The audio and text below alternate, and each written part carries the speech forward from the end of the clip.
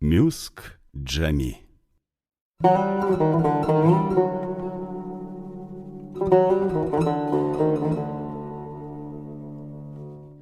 Після дощу старокримські татари збираються біля румовища Мюск Джамі, щоб вдихнути аромат мускусу і побалакати про минуле, пом'янути Юсуфа, будівника мечеті.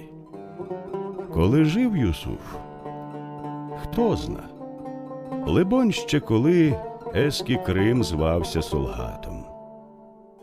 Тоді містом усюди били фонтани, вулицями тягнулися довгі каравани, і 100 готелів відчиняли ворота проїжджим. Тоді багатії поважно ходили базаром, а жебраки били низькі поклони і з вдячністю ловили кинуту монету. Алла рази олсун ага. Але був один, який не нахилявся підняти кинутого, і гордо тримав голову, хоч і гнув карк під важкими тягарями. Мозолі на руках не бруднять душі. Хай буде благословенне ім'я Аллаха.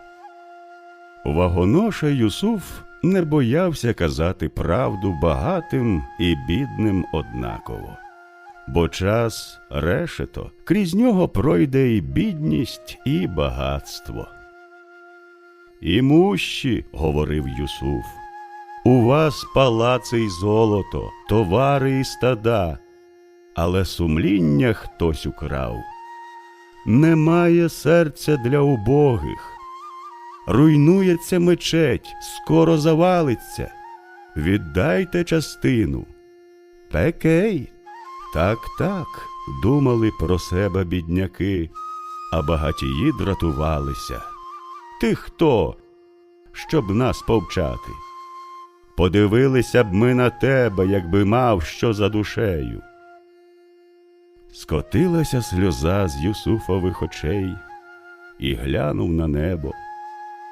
Плив небом Божий ангел, і мовив Юсуф ангелові: «Хочу мати багато золота, щоб побудувати нову мечеть, і щоб допомогти нужденним, бажаю збагатіти понад усіх». Поніс янгол Юсуфову думку. За хмари й зорі злетіла вона, а злії люди намірилися кинути його в прірву в Агармишському лісі. Багато кісток людських там на дні, якщо тільки є дно. І похопився піти від них Юсуф на площу. Там зупинився караван, бо спіткала нагла смерть погонича верблюдів. І потрібно було його замінити. «Ачей, ти зможеш поганяти верблюда?» – запитав господар каравану. «Напевно, зможу», – відповів Юсуф і найнявся погоничем. І пішов із карафаном за індол на Інд. Хто не чув про цю країну? На камені там народжується променистий алмаз. На дні моря живуть коштовні перли. Зі снігових гір везуть блавати легші за павутиння. І коріння трав п'ють із землі аромат і трутизну. Багато років провів Юсуф у цій країні.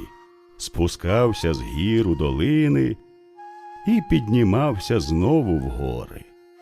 Благословив ангел шляхи його, зростали господареві статки, але Юсуф залишався у злиднях. Коли до руки не липне бруд, не прилипає і золото, дивувався господар. Де знайти такого? Одного разу привіз Юсуф господареві мішок алмазів, яких той в очі не бачив. А собі не взяв жоднісінького. Подумав господар про свого сина, від якого знав тільки обман, і сказав близьким: «Слухайте, якщо помру, Юсуфу, а не синові, моє багатство». І невдовзі скінчив вік. Так буває. Сьогодні топче ряст, а завтра простягає ноги. Вчора не було, сьогодні прийшло. І став Юсуф багатшим за всіх купців свого міста. Була п'ятниця, коли його караван наблизився до Солгата. 1000 верблюдів ішли один за одним. І нікому на думку не спало, що це Юсуфів караван. Не впізнали його, коли підійшов до мечеті. Не здогадалися, коли промовив: «Ось упало склепіння, ані пари з вуст». Іноді мовчиш, коли думаєш. Коли соромно стане, теж німуєш. Так подумав Юсуф і сказав уголос: «Чи не віддамо частини багатства?» Заволали солгатські беки: «Якщо маєш, віддай». Посміхнувся Юсуф. Юсуф так і обіцяв зробити. Тоді подумали, чи не він, Юсуф, дива в решеті. А наступного дня сотні робітників прийшли на площу, де була мечеть, зламали старі стіни. І за Юсуфовим наказом почали підвозити зусібіч молочний камінь, слонову кістку, золоту черепицю. Такої мечеті з роду віку не було в Криму, говорили серед людей і нарекли Юсуфа батьком праведних. Коли довідалися, що на його замовлення прийшов у Кафу корабель з мускусом. І наказав Юсуф кидати ароматний порошок у кладку мурів нової мечеті.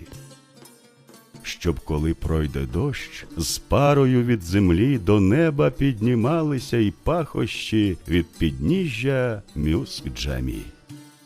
Минуло 2 зими, і до свята жертвоприношення була готова мечеть. До неба стриміли білі вежі мінаретів, виблискували золотом скати дахів, порфірові пояси оперізували склепіння.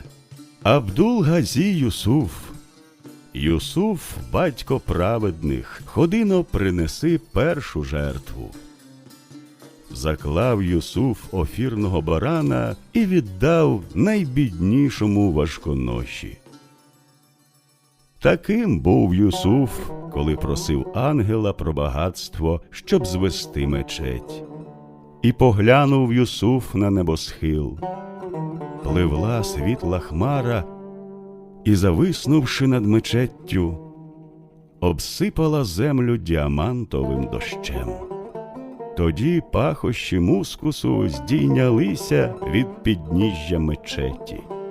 І впав народ перед Юсуфом на коліна: «Юсуфе, ти гідний бути повелителем Солгата». Але Юсуф похитав головою. Влада – прірва межи людей. І залишився до віку з убогими, бо, роздавши все, знову опинився в злиднях.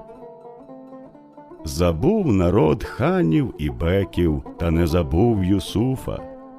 І коли після дощу старокримські татари збираються біля румовища Мюск-Джамі, щоб вдихнути в себе аромат мускусу, завжди поминають праведного Юсуфа незлим, тихим словом.